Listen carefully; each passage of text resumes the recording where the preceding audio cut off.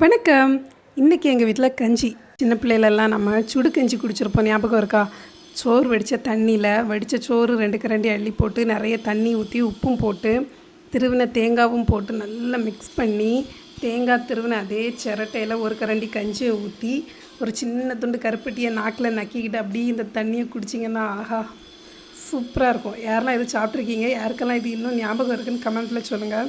சரி, எங்கள் வீட்டில் என்ன கஞ்சின்னு சொல்லலையே. என்ன கஞ்சினா அதில் என்னென்ன போட்டிருக்கேன்னு நான் சொல்கிறேன். என்ன கஞ்சின்னு நீங்கள் கண்டுபிடிங்க.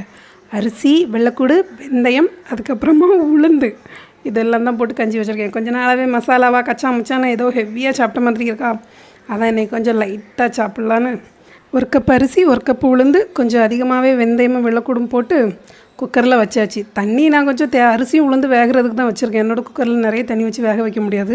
அரிசியை உளுந்து வெந்ததும் வெந்நீர் இருக்குன்னா அது ஊற்றி மிக்ஸ் பண்ணிப்பேன். அப்படி இல்லைன்னா பச்சை தண்ணியை பிடிச்சி ஊற்றி கொதிக்க வச்சு இறக்கிடுவேன்.